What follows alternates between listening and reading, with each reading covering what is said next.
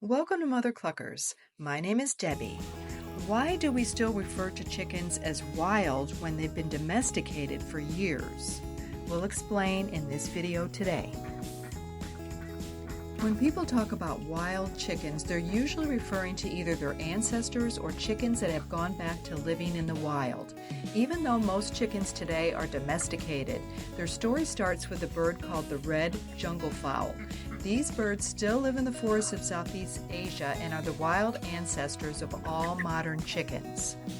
Chickens have been domesticated for over 7,000 years. It started in Southeast Asia in areas like Thailand, India, and China. Back then, people captured red jungle fowl and began breeding them for different reasons. They were used in rituals for cockfighting and later for food.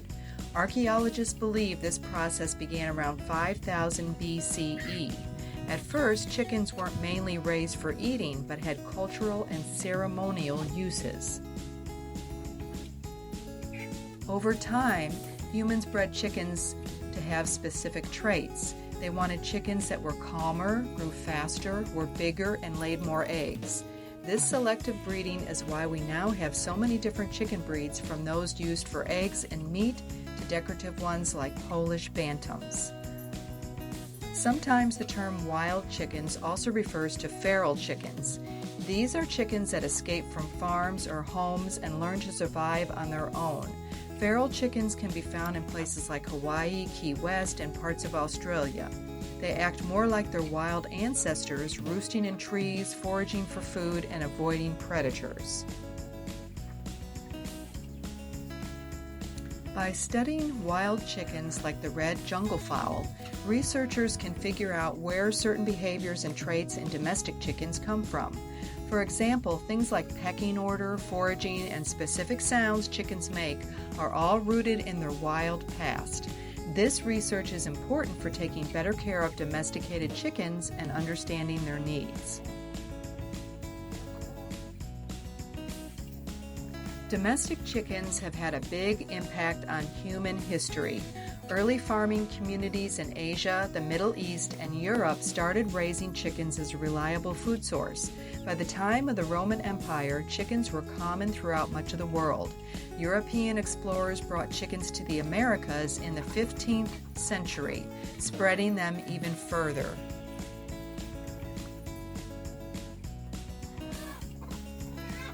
Even though chickens have been domesticated for thousands of years, they still keep some wild instincts. For example, they can still fly short distances and naturally scratch the ground to find food. These traits remind us of their wild roots and how they survived before humans started raising them.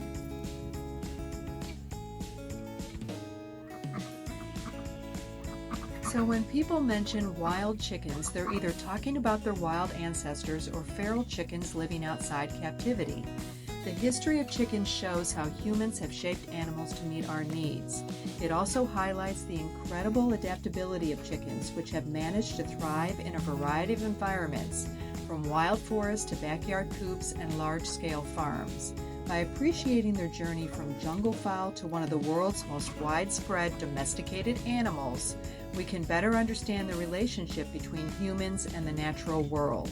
Learning about their wild past helps us understand and care for chickens better today.